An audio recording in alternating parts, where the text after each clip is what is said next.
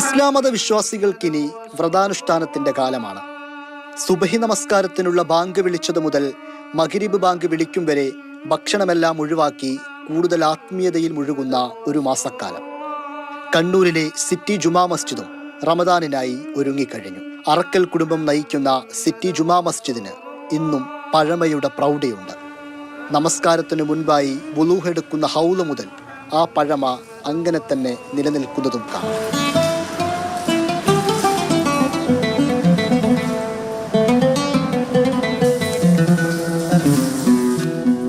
കണ്ണൂർ പൊതുവെ അറക്കൽ വരണമായിരുന്നല്ലോ. അതുവരെ കീഴിലായിരുന്നു ഇവിടുത്തെ പള്ളികളെല്ലാം.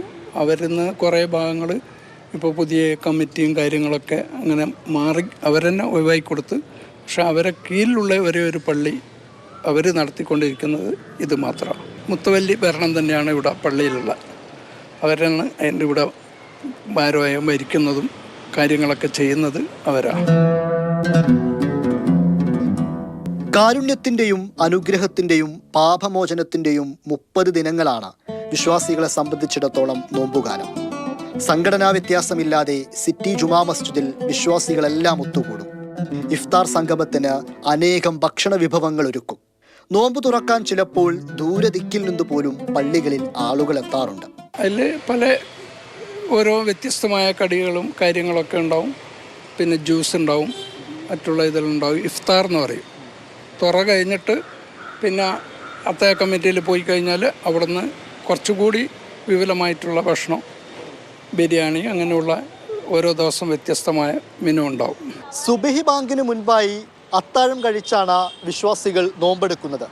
സിറ്റി ജുമാ മസ്ജിദിൽ 200-ലധികം ആളുകൾക്കുള്ള അത്താഴം ഒരുക്കുന്നുണ്ട്. റമദാൻ ആരംഭിക്കുന്നതും അത്താഴം കഴിക്കാൻ സമയമായെന്നുമൊക്കെ ആദ്യകാലങ്ങളിൽ ദഫ് മുട്ടിയാണ് അറിയിച്ചിരുന്നത്. ഒരു കൂട്ടം ആളുകളെത്തി തെരുവുകളിലൂടെ ദഫ് മുട്ടി പോകുന്നതായിരുന്നു രീതി. സമയങ്ങൾ അറിയിക്കാൻ പഴയ കാലത്ത് അറക്കൽ കുടുംബം സജ്ജീകരിച്ച ഒരു മണിയുണ്ടായിരുന്നു. പുതിയ കാലത്ത് സൗകര്യങ്ങൾ ഒരുപാടായതോടെ ഈ രീതികളൊന്നും ഇപ്പോൾ പിന്തുടരുന്നില്ല. മാസമെടുക്കുന്ന പ്രഖ്യാപിക്കുന്ന ദാസൻ രാജകുടുംബത്തിൻ്റെ ഏകാധിപതിയായ ഞാനാണ്. ഇന്ന് അധിക വർഷവും ഇന്നത്തെ രാവിലെ റംസാൻ കാണാനുള്ള പതിവുണ്ടാകാറുണ്ട്. അറക്കൽ കുടുംബത്തിന്റെ കീഴിലുള്ള സിറ്റി ജുമാ മസ്ജിദിന് ഒരു പരിപാലന കമ്മിറ്റിയുണ്ട്. അവരാണ് ദൈനംദിന കാര്യങ്ങൾ നിർവഹിച്ചു പോരുന്നത്. ഈ നോമ്പുകാലവും വിശ്വാസികളെല്ലാം ഒരുമിച്ച് ഏറെ മധുരമുള്ളതാക്കി മാറ്റുകയാണ്. പള്ളികളിൽ മാത്രമല്ല ഇഫ്താർ സംഗമങ്ങൾ ഒരുക്കാറുള്ളത്. ഒരു നാടൊന്നാകെ ഒരുമിച്ച് സമൂഹ നോമ്പുതുറകളും സംഘടിപ്പിക്കാറുണ്ട്. മതസാഹോദര്യവും സൗഹൃദവും ഒക്കെയാണ് ഒരു നോമ്പുകാലത്തിന്റെ സന്ദേശമെന്ന് പറയുന്നത്. വിനോദ് മൊറായ്ക്കൊപ്പം ഇംതിയാസ് കരീം, മാതൃഭൂമി ന്യൂസ്, കണ്ണൂർ.